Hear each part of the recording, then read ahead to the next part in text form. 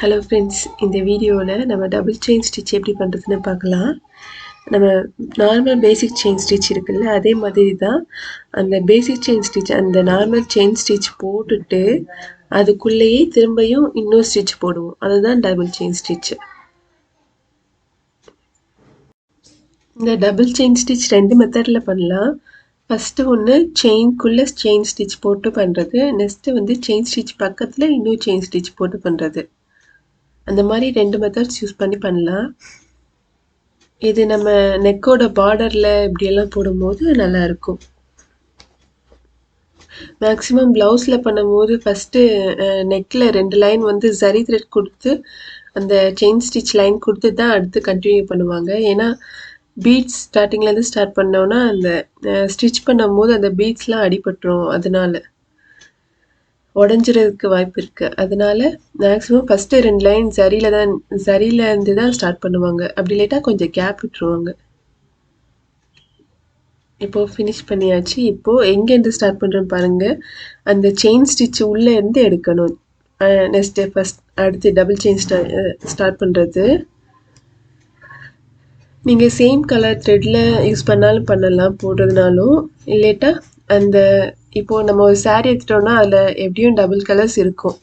அந்த கலருக்கு எது சூட் ஆகும்னு சொல்லிட்டு அதுலேருந்து ஒரு 2 கலர் சூஸ் பண்ணி அந்த மாதிரி எடுத்து பண்ணுறதுனால பண்ணலாம். இப்போ நான் வேறு கலர் தான் எடுத்து பண்ணிகிட்ருக்கேன். அந்த த்ரெட்டுக்கு உள்ளக்க இருந்து தான் எடுக்கணும் இன்னொரு த்ரெட்டு. நீங்கள் ஃபஸ்ட்டு ஸ்டார்டிங்கில் பண்ணும்போது இந்த ஃபஸ்ட்டு த்ரெட்டை வந்து எடுக்கிறதுக்கு, அதாவது அந்த ஃபஸ்ட்டு போட்டிருக்க செயின் ஸ்டிச்சும் இந்த அந்த நீடிலில் மாட்டுறதுக்கு கொஞ்சம் சான்ஸ் இருக்குது. அதை பார்த்து நீங்கள் நல்லா அந்த த்ரெட்டை விலக்கி விட்டு அதுக்கப்புறம் ஸ்டிச் பண்ணுறதுக்கு ட்ரை பண்ணுங்கள். ப்ராக்டிஸ் பண்ணிட்டா ஈஸியாக தான் இருக்கும், அவ்வளோவா மாட்டாது.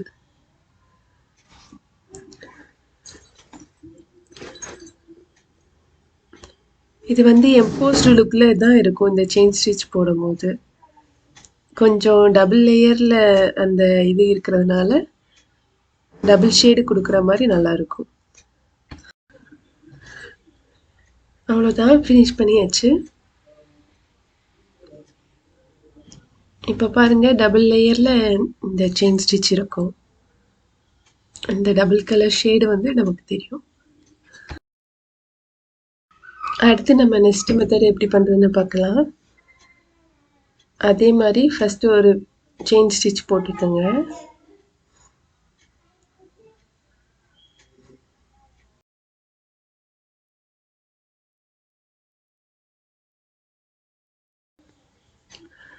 செயின் ஸ்டிச் குட்டி குட்டியாக போடுங்க, அப்போ தான் நல்லாயிருக்கும். நல்லா சில பேர் பெருசாக போடுவாங்க. அந்த மாதிரி போட்டால் இப்போது நீங்கள் ரவுண்ட் ஷேப் பண்ணும் போதெல்லாம் அந்த ஷேப் கரெக்டாக வராது. சின்ன சின்ன செயின் ஸ்டிச்சாக போடும்போது தான் அந்த ஷேப்பெல்லாம் நீட்டாக வரும். இப்போ ஒரு லைன் போட்டு ஃபினிஷ் பண்ணியாச்சு.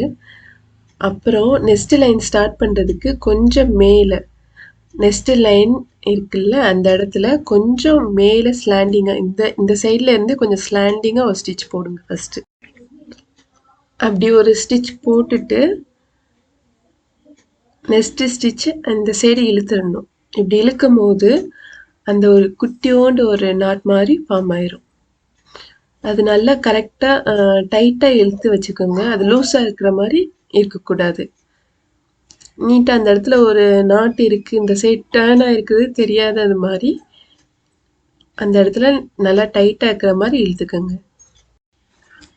கீழேயும் மேலேயும் அதே மாதிரி நூலை ஒரே டைமில் இழுத்தோன்னா இந்த மாதிரி நாட்டு ஃபார்ம் ஆயிடும். இந்த ஃபஸ்ட்டு செயினுக்கும் செகண்ட் செயினுக்கும் இடையில கேப் தெரியக்கூடாது. அப்படி இருந்தால் தான் நீட்டாக இருக்கும். நீங்கள் ஃபஸ்ட்டு செயின் போட்டுட்டு அதுக்கப்புறம் செகண்ட் போடும்போது அந்த ஃபஸ்ட்டுக்கு பக்கத்துலேயே ரொம்ப ஒட்டி போடணும். அதாவது அந்த ஃபஸ்ட்டுக்கு கீழே கூட குத்தணும். அந்த நீடில் பார்த்தா தெரியும், அந்த ஃபஸ்ட்டுக்கு கீழே குத்தி நம்ம அந்த நீடில் எடுக்கிறோம். கொஞ்சம் அதாவது அதை நல்லா ஒட்டி அதை சைடாக அந்த நீடில் வந்து அதுக்கு சைடாக குத்தி எடுக்கிறோம். அப்போ தான் அது நல்லா ஒட்டி இருக்கும். அந்த ஃபஸ்ட்டு செயினுக்கும் அந்த செகண்டுக்கும் கேப் இல்லாமல் இருக்கும். அப்போது தான் நீங்கள் இப்போது ஃபேஸ் ஃபில் பண்ணுறதா இருந்தாலோ இல்லை நார்மலாக நம்ம ஏதாவது ஒரு ஃப்ளவர் போட்டு அதுக்கு இந்த செயின் ஸ்டிச் எல்லாம் போட்டு ஃபில் பண்ணுவாங்க. லாங் அண்ட் ஷார்ட் ஸ்டிச் அப்புறம் தாம்போ ஸ்டிச் இதெல்லாம் போட்டு இதை ஃபில் பண்ணுவாங்க. அதுக்கு இந்த நார்மல் செயின் ஸ்டிச் தான் யூஸ் ஆகும். இதையே நிறைய தடவை கண்டினியூஸாக போட்டோம்னா இது 2 தடவை போகிறதுனால டபுள் செயின் ஸ்டிச். இதை ஃபுல்லாக கண்டினியூஸாக போட்டோம்னா அது வந்து தாம்போ ஸ்டிச் அப்புறம் லாங் அண்ட் ஷார்ட் ஸ்டிச்சுன்னு சொல்லுவாங்க.